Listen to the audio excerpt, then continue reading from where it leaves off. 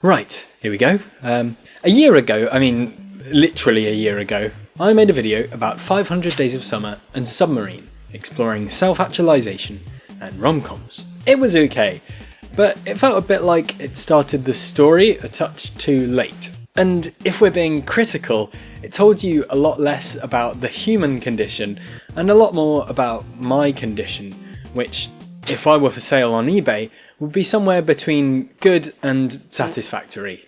So this video is an attempt to be more objective. I'm going to look at 3 rom-coms in detail, but try and pull as many bits and bobs from across the genre as possible. This is an archaeology of the genre, a world of meet-cutes, an attempt to understand why we love 90 to 120 minutes of romance quite as much as we do.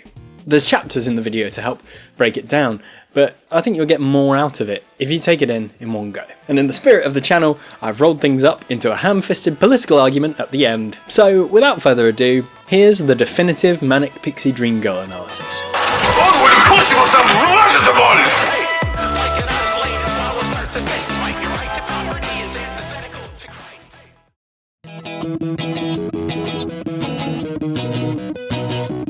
Let me start with an admission. I'm going to cover a lot of films just now, and I'm going to cover the nooks and crooks and hooks and crannies and cruxes and horcruxes and insert reference here of the plot. That's not to say this is a spoiler warning, though it is a massive one, about as big as one mum in a Your Mum joke from 2008. It's more that you'll get more out of the video if you've seen the films that are appearing on the screen as I speak. But I've tried to keep it interesting if you haven't, for whatever reason. But wait! There's another admission! Let me starting with an admission with another admission. In this video, I'm trying to skim the cream off the top of an entire genre of cinema milk. But I'm not a film studies graduate. Indeed, I don't want to be one, because the letterbox reviews they write are really annoying. But crosswise, I promise not to upsell my knowledge, like the most prehensile cocks in Elizabethtown tend to do when they act like they know all about something on the basis of the flimsiest possible evidence.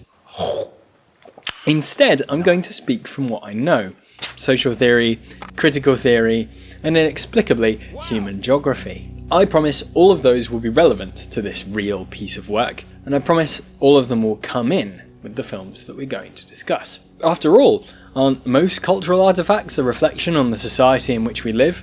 Yes, the answer is yes they are. Anywho, Elizabethtown, the first film I'm going to discuss, came out 20 years ago. What happens in 20 years? Well, I've taught politics to some 20-year-olds, so I know the answer can be surprisingly little. But actually, it's rather a long period of time. When you were 20, however close or far at hand that might be, you probably set certain cultural norms for yourself. What you're into, what you liked. The era-defining things. Might be that you discovered new likes and loves as you got older, but the home truth is that the most visceral and lasting media touchstones tend to be the ones we took in when we were young adults. As a film, Elizabethtown is probably one such touchstone for a lot of people. People a bit older than me, who came of age during the prime of the noughties rom-com, when Harry Met Sally was long enough ago for filmmakers to start fumbling again. Are you comfortable? Sure. To draw characters as cliché and welcome things back to the flimsy caricature first launched in the golden age of cinema. It's a critical hit. I can't talk about a whole era of cinema here, because, as previously noted, that isn't my wheelhouse. Suffice to say, rom-coms, like all genres, improve or just change as time goes on. And it's a fair generalisation, therefore, to suggest that genres don't start in some pristine cherubim form. They're more like biblically accurate angels, completely jeffed by human intervention. One of the simplest ideas in political philosophy, probably, is Plato's theory of the forms. Plato figured that when we imagine a cat, not one specific cat, but an entirely abstract cat, we need some kind of ideal cat-based form to return to. It has to encapsulate everything we'd expect from a cat. No thrills, no distractions. 2 eyes, 2 ears, pawing at your corduroys. That imagined gist of a cat, flawless and pristine, is the so-called platonic ideal. Imagine the platonic ideal of a rom-com. It's hard.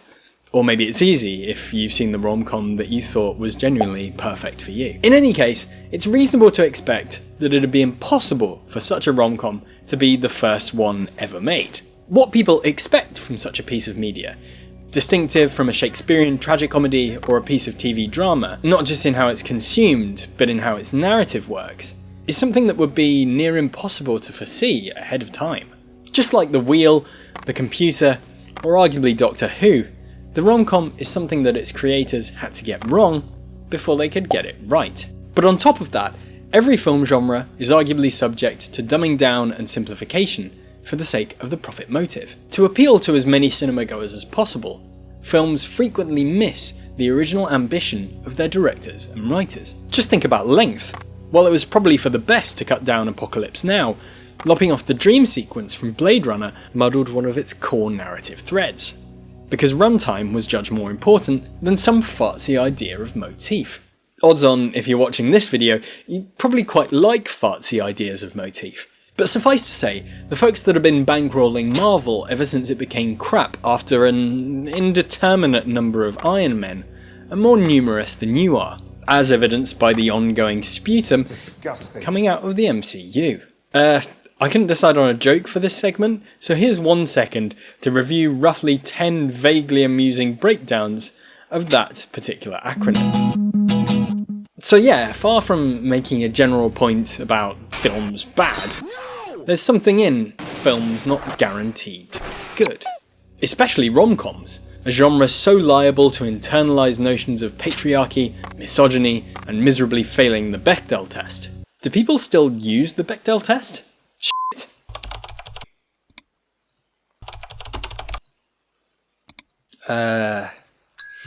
Shit.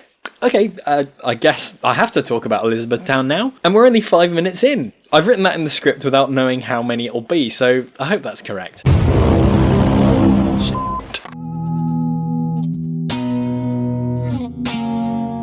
So, suffice to say, the central plot device of this film is that Drew Baylor, played by Orlando Bloom, has just caused a corporate meltdown. When he finds out his father's died, and he's the only one with the real cojones to go and retrieve his dad's remains. So Drew swaps the cushy West Coast for awful Appalachia, and arrives in the aforementioned Elizabethtown, Kentucky to set things right by his late father. It's that traditional narrative. Sad man? Dead man. Easy. Drew encounters some obstructions along the way though. His two families don't get along at all, his hotel is populated by a raucous Stendu, and his orienteering skills leave something to be desired. This is 2005! Get a fucking compass, you navigational wazzock. Bearing those problems in mind, if the film consisted purely of Drew's family and his tribulations through the town, the plot would run quite simply. He'd arrive, take pity on himself, be indecisive, get stressed, buckle under the pressure, go home, and complete his original objective, which, for monetization purposes, I'm obliged to say, rhymes with "emit Lewis-eyed." But this doesn't happen, because there is, in effect, a large positive influence floating above Drew throughout. That influence is Claire, played by Kirsten Dunst, the listless and inquisitive air stewardess he meets on his way down to Kentucky. The justification for what follows, Claire's capability to resolve and mediate each challenge that Drew happens to face, is that she's bored and lonely. Drew learns from her, and gains an appreciation of the world based on her willingness to engage with it. But there's the core issue with this film. Orlando Bloom's progress is made entirely at the behest of Kirsten Dunst. His ability to learn anything is entirely predicated on her enthusiasm, her willingness to engage, but also, less realistically, to throw her entire life aside to keep him afloat. The fact that Drew is continuously planning to off himself in the moments without her most forthright intervention is testament to this contingency. He hasn't even really learned from her. She has to be there for his life to work out. In that respect, it's quite hard to enjoy the nice things about this film. And there are plenty of nice things. It's got a fantastic understanding of the road trip, and it really wants to say something about adulting, I think. Learning about where you come from and how the people around you make you who you are. But that notion of give and take isn't something Drew internalises over the course of the film. He just takes. He never independently gives, and he's given purchase by this woman who magically appears in his time of need. I'm taking you out. Look, when filmmakers don't know how to resolve the story they've built for themselves, they deploy a bolt from the blue, guns under the table, what's usually called a deus ex machina. Well, this is a very much deus ex lady kind of situation. But Nathan Rabin had a much catchier term for the role Claire plays in this film. Yes, that's right, you all knew it. Elizabethtown is the progenitor of the original Manic Pixie Dream Girl. Without summarising my last video on the subject too hard, it's about Claire's role in teaching brooding, soulful young men to embrace life and its infinite mysteries and adventures, while asking nothing for themselves in return. In the recent rom-com resurgence, we've seen the leads lend this trope a little more subtlety, be it through total subterfuge, or mega fraud, or third Glenn Powell film, but it's arguably the issue that killed the genre dead at the box office for some time, and arguably rendered long-running successes like working title films completely inert, until they at least tried to evolve. Anyway, what I've hopefully illustrated in this exploration of Elizabethtown is that the way it paints the female character doesn't just do her down, though she does suffer leaps and bounds more than anyone else. While Kirsten Dunst is pounded into dust by the Manic Pixie Dream Girl, Orlando Bloom is likewise smooshed. In being attached to this literally incredible deus ex lady, he's painted as a man who's chronically incapable, a man who has to be forced into happiness, with the promise of an unrealistic relationship. No real support network looks like this. Much as the Manic Pixie Dream Girl distorts viewers' expectations of the opposite sex, it distorts perceptions of how human beings support one another. Independently of Claire, Drew, and the obscene sex dungeon hotel thing that's also in this film, its depiction of love and support more generally is arguably a manic pixie dream. And that's a motif I'd like to carry into the next film. Hey! Actual segue! Nice. Wow, that pun really only works out loud. Let me give it a go for you. I don't want it to go to waste, okay? 500 déjà vu. 500 déjà vu. Okay, got it? Yeah? Good. Oh, the people at the back. Yeah. 500 déjà vu. 500 Let's talk Eternal Sunshine. This is a Charlie Kaufman number, which means it features really odd non sequiturs and the suggestion that it would be improved by featuring Nicolas Cage. Kate Winslet plays Clementine, a girl with unpredictable hair colour and a penchant for potato art, while Jim Carrey plays Joel, in his least annoying film role ever as a man who has to be normal. Unpredictable hair and potato art, along with these slightly spicy personality tropes that Winslet frequently brings to the table, lay the perfect potential groundwork for the Manic Pixie Dream Girl. Clementine is just so fun and zany that she brings Joel out of his shell and allows Jim Carrey to be the confusing man he was always meant to be. Well, that's working like gangbusters. And misconceptions aside, that is how the opening scenes of the film play out. Joel is struck by a sudden urge to travel to Montauk on the tip of Long Island, where he meets Clem in a cafe after spying her on the beach. Joel comments, "Why do I fall in love with every woman I see who shows me the least bit of attention?" On the train journey home, Clem foists a conversation on Joel despite his obvious discomfort, as he comes to see her as this kooky corrective to his dull life. They go on a follow-up date to the Charles River, which feels imbued with an innate sentimentality. This feels like the beginning of an interesting, if superficial, relationship that stands to benefit Joel the same way that Drew benefited from Claire, without doing much himself. But wait! While this is the beginning of the film, it's actually the tail end of the narrative, in chronological terms. Joel and Clem have dated previous, and the beach in Montauk was exactly where they met. Since then, their memories have been erased, with a hang in Montauk being the final wish the memory of Clem granted Joel inside his head, to help them meet again. Moreover, their date on the Charles River is actually a retake of a date they've been on before, that held sentimental value precisely because of how much they bonded on the earlier occasion. The conversation that Joel and Clem have about her hair and outfit also echoes earlier dialogues, chronologically speaking, that we see later in the film. There's therefore nothing left that makes Clem really manic pixie dreamy. The upshot is, watching this film for the first time, one's given the distinct impression that Joel is meeting this happenstance girl who's his perfect foil to bring him out of his shell. But the truth of it is that none of it is happenstance. That sentimentality has been earned through previous interaction, engagement, and honest-to-goodness human connection. Watching the film a second time allows you to enjoy the first act with this veneer of constructed connection, when you know it's all the more sincere. What you also gather is that Patrick, one of the workers from the memory wipe company who tries to chirps Clem after she erases Joel, is trying to weaponise that earnest connection for his own constructed imaginary. He deploys Joel-ish terms of phrase and even rips complete lines of dialogue, as if he's reading from the film's script, to get Clem on side and see him as a Manic Pixie dream boy, if you like. Die right now, Clem. I'm just happy. Just. One particularly melancholy element is how Patrick gives Clem a present, originally bought by Joel without having seen the necklace inside. What is it? I don't know. And Clem reflects on how she wouldn't usually like that sort of thing, but that she likes that one because it's right up her street. That, again, would be very Dream Boy-like behaviour, but the audience knows it's actually the best bet apology gift Joel wanted to use to win Clem back, having known her for years. And that is how you use a non-linear narrative.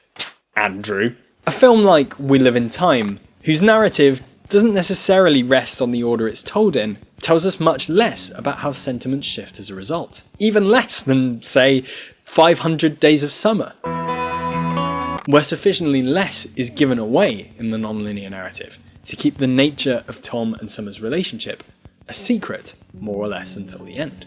So, how do we tie this back to theories of the Manic Pixie Dream Girl? Well, the easiest route is to point out that the only way Eternal Sunshine really uses this theory is to show that things that come to us in dreams can be seen through in real life in a way that seems painfully serendipitous and sentimental from the outside. But Kaufman, ever the cynic, is actually suggesting that those moments are predicated on the best parts of waking life that we hold on to. That's waking life, not whacking life. Sorry, I just realised that hadn't been a joke for ages. Anywho, really shouldn't have bothered, should I? So, it's not just girlfriends and boyfriends at work here. Much of Joel's inside brain space is characterised by the longing he holds for his mother and childhood home. Nonetheless, the core of the narrative, and the nature of its climax, once it returns to the present, is about the way we perceive the people closest to us, and the parts of them we'd like to hold on to. But it's sobering to note that, even after everything, Joel's reflections on Clem resemble those of a man who doesn't necessarily see her as a real or complete person, leading Clem to utter the immortal words of the film. I'm not a concept, Joel. I'm just a fucked up girl who's looking for my own peace of mind. I'm not perfect. And that's what I mean by 500 Deja Vu. Joel, post-memory loss, has simplified Clem as well as his feelings around her, and he pays the price for that, just like Joseph Gordon-Levitt, until he recognises the person behind the hair. But you know what's mad? This film is from 2003, 2 years before Elizabethtown, and 4 years before Nathan Rabin coins the term Manic Pixie Dream Girl. The trope that it's ostensibly blowing to bits doesn't even exist yet, but it does a stellar job of it precisely because of its focus on the dreamscape and perception. Eternal Sunshine shows us how the way we see people is so often a consequence of imagined characteristics that have their roots in past memories, past events, past traumas. And the nature of that imagination is what I'd like to carry through to our final big boy. Zoe Kazan is a nepo baby. It'd be nice if everyone had the opportunities she had, but much like my film star lookalike Jack Quaid, just let me have this. Oh, yeah. Zoe grew up in the vicinity of film. So it's not surprising that after a couple of film roles, including eating a giant hoagie with Daniel Radcliffe, she went straight on to writing her own screenplay on the nature of creating the Manic Pixie Dream Girl itself. So Ruby Sparks is the result of that endeavour. The screenplay writing, not the sharing a giant hoagie with Daniel Radcliffe. Although that was pretty cool. What happens in it? Well, Paul Dano, Kazan's real-life boyfriend at the time, plays Calvin, a dispirited author who lives alone and rarely engages with the outside world, save miserly meetups with his irksome brother. That's just sad. Calvin's first novel shot him to stardom as a teenager, but he now feels unable to put pen to paper, or typewrite a nib to paper, or something. His therapist encourages him to write anything, whatever comes to him, and that ends up being, shock horror, a literal dream about a cute gal. So Calvin steams ahead, embellishing an entire life and finding purpose in imagining someone that, it seems, would be outright perfect for him. The twist is that, and apparently this is based on Greek legend, so don't take the piss, his imagined character comes to life one day and appears making breakfast in the kitchen. Kablamo! The literal dream girl is become real. Is this all it's cracked up to be? Well, once Calvin's established that he hasn't gone 4 nans insane, he falls head over heels for the titular Ruby. But Kazan is more than aware enough of the trope to point out its flaws. Seems Calvin is more interested in having an accomplice and a chef than a partner and a confidant.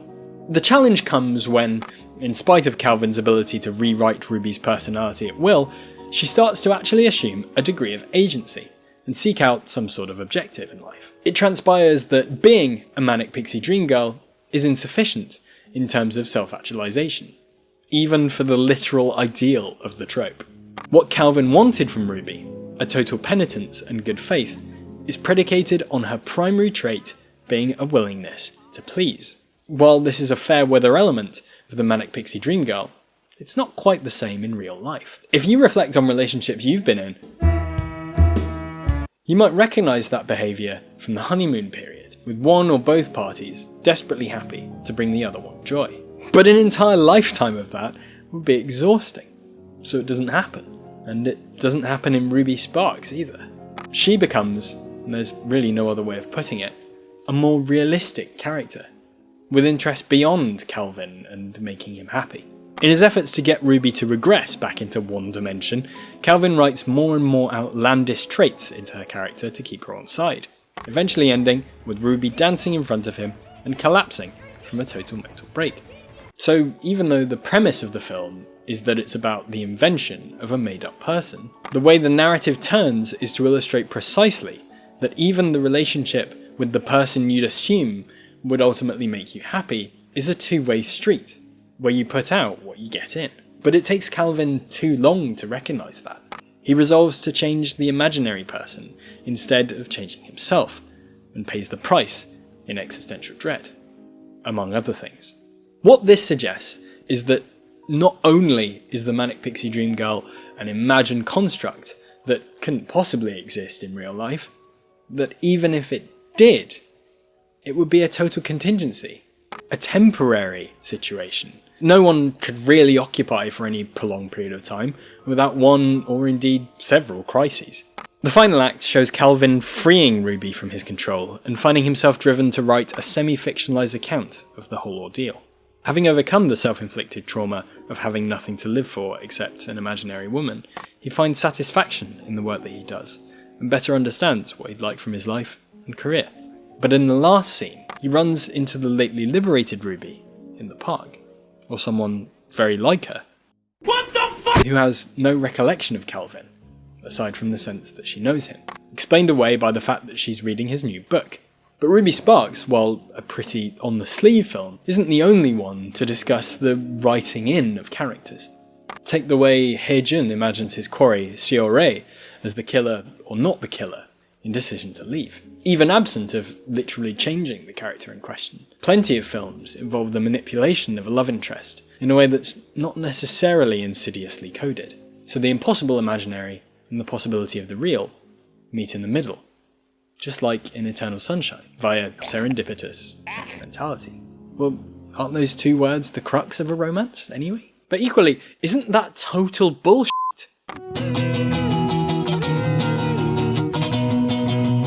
Is it fair to say that the ultimate scope of a rom-com and its boisterous bedfellows seems to be generating a sense of warm fuzziness? Even Ruby Sparks tries to resist this schmaltz of the meet cute and fails.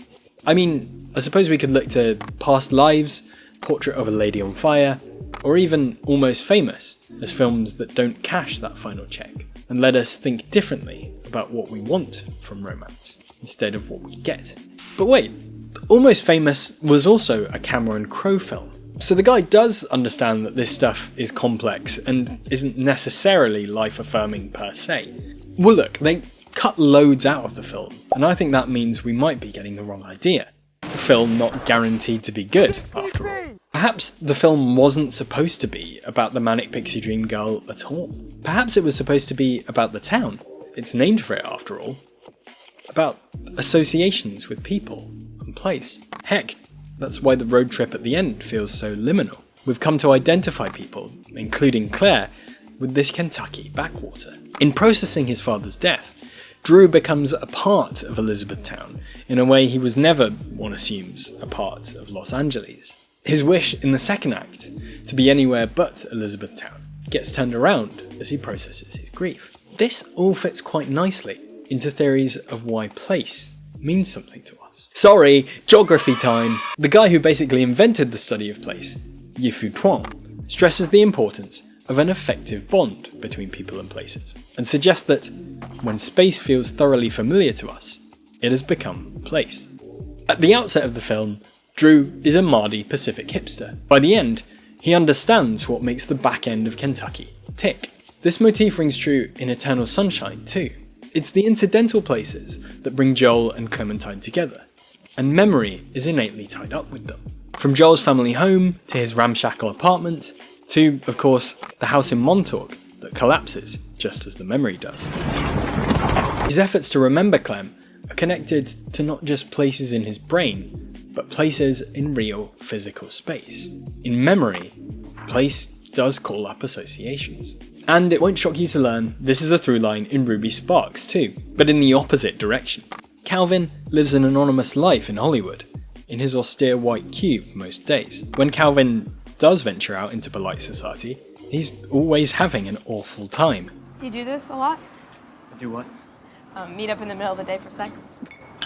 His humanist experience of place is incredibly limited. But on the flip side, another way in which Ruby is ultimately his foil is that he gets to choose places that mean something to him, but she fundamentally lacks a place of her own, hence her wishing to return to her apartment as she's developing a conscience. So let's start with the conclusion I don't want to draw from these films. It'd be easy to say that they all share a comprehension of the Manic Pixie Dream Girl and its limitations, but that wouldn't really tell us anything about how we ought to treat the subject, seeing as all three of these films are reminding us, tongue-in-cheek, that she couldn't possibly be a real person, except perhaps when Clementine is taken absent of the lingering sentimentality of Joel's dreams. But what's unambiguously true in all three of these films is that the interface between real people and real place is just as strong, if not a more powerful binding force, than the mania of made-up people. Experience of place, an earnest, willing connection with the little pockets of daily life that mean something to us, not countries, not cities, down your street, can bring us great satisfaction and even lead to political praxis. Think of a local campaign to save a nature reserve, or bringing public transport back into local ownership. Okay, but is it right to politicise films like this? In other words, should culture be a political object? Postmodernists thought so, certainly Foucault and Jameson. But a more populist take is found in Terry Eagleton. No one, in the great scheme of things, cares very much whether your approach to the poetry of Sir Walter Raleigh is feminist or Marxist, phenomenological or deconstructionist. These are not questions over which anyone in Whitehall or the White House is likely to lose sleep. To politicise culture would appear to deprive it of its very identity, and so to destroy it. This refusal to draw film into culture is patently visible in Elizabethtown, a story of family men, middle-class travails, and an ostensibly earnest sense of the American dream. Eternal Sunshine, meanwhile, seems to genuinely have it in for the isolating aspects of late-stage capitalism, and, one supposes, Big Pharma. Ruby Sparks does a bit of work uncovering the difference between a self-compelled urge to create and a need to create for the purposes of money or fame, with Alan Partridge definitely playing up the latter. And look, in what is an absolutely assumption-confirming climax, 500 Days of Summer does this too. In its skewering of the greetings cards industry in favour of what a craftsman might consider more honest work, and the implicit critique here of superficial capitalist media as opposed to tangible creations that help us understand how we relate to the world around us. This film is actually surprisingly radical, and I'm so sorry it took 20 minutes to get to that take. Wait, how many minutes? Shit! The point is, sentimentality, at root, can be harnessed productively for the purpose of people and places closest to us. In fact, it's far better deployed for that purpose than for the sake of the girl that only exists in your dreams. So Valentine's Day, eh? But Orlando Bloom is still fit. Here's another song about a gender I'll never understand. Here's another song about a gender I'll never understand. If this is a rom-com, kill the director. If this is a rom-com, kill the director.